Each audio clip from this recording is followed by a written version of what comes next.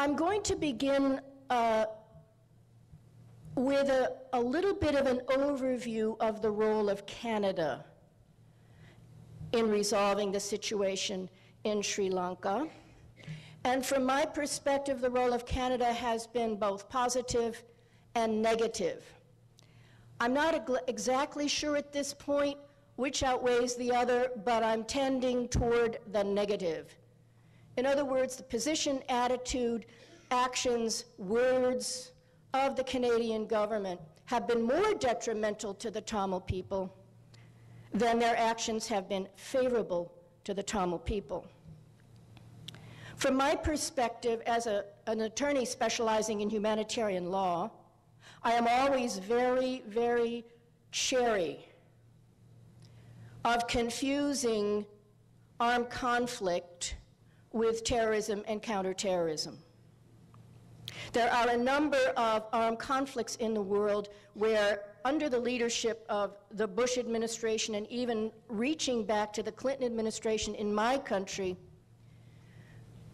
armed resistance groups were put on the terrorist list in total disregard of the actual facts on the ground that they were armed conflicts, and also to the serious detriment of the proper application of humanitarian law.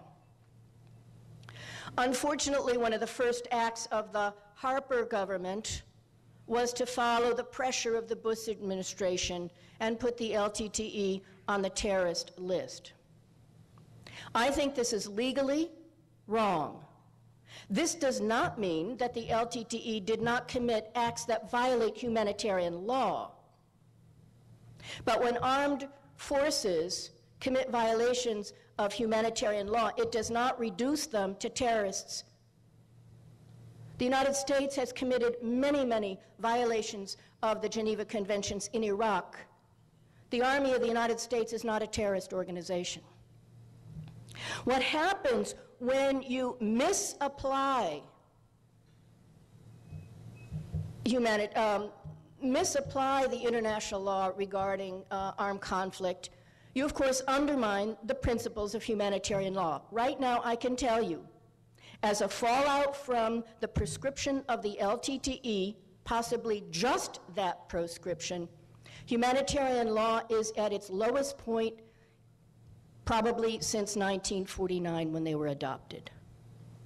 This is a tremendous, tremendous toll on international law, has a dramatic effect on the possibility that Canadian soldiers involved in an armed conflict somewhere will have their rights violated, because what warring party is going to comply when they say, well, the United States doesn't and Canada doesn't? Look, they can't even tell an armed conflict from box cutters on an airplane.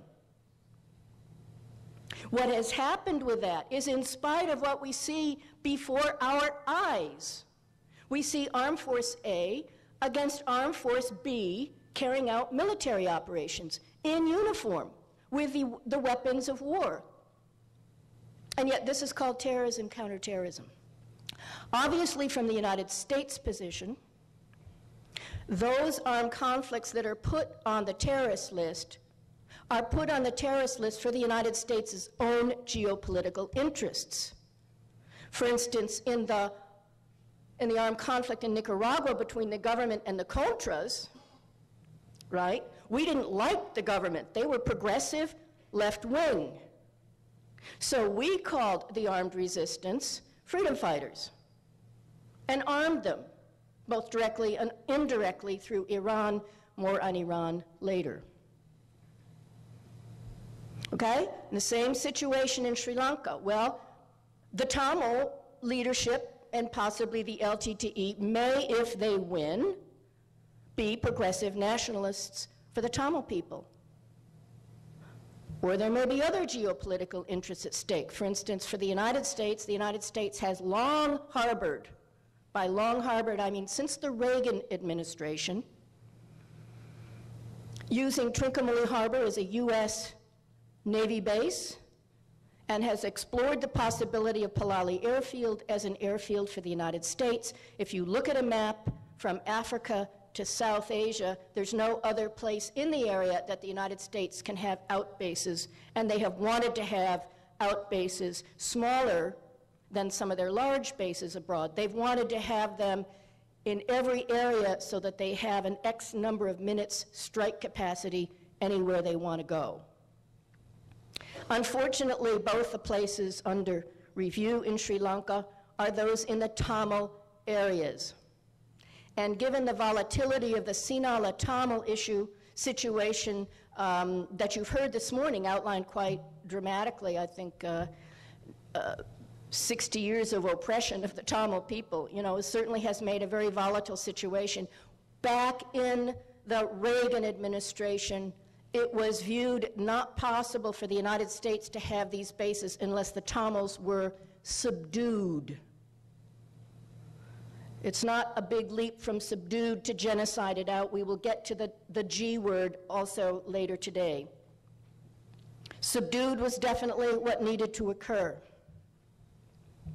When Canada went along with that, and the United States also persuaded the EU and the UK, it was basically those countries saying to the world, well, to the government of Sri Lanka, do whatever you can to get rid of the LTTE. We will try to contain international furor over what would be basically a massacre, slaughter, probably heading toward a genocide.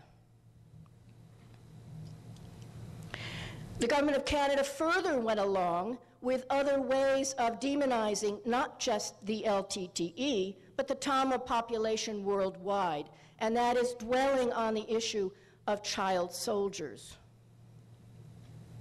The international age for child soldiers are those under 15.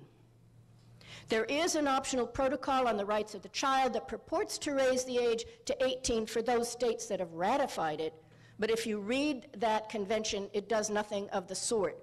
It is aspirational to raise the age to 18. Unfortunately, a particular UN official, as well as the government of Canada, repeatedly raised the situation of children, child soldiers. The Security Council has a 6-point agenda for children in armed conflict. Child soldiers is only one of them. But Canada only discussed child soldiers, not the other 5, which affected 250 to 500,000 Tamil children in the north and east, both in the zone controlled by the LTTE and the zone controlled by the government of Sri Lanka. They did that to harp on the possibility there might be a handful, maybe a couple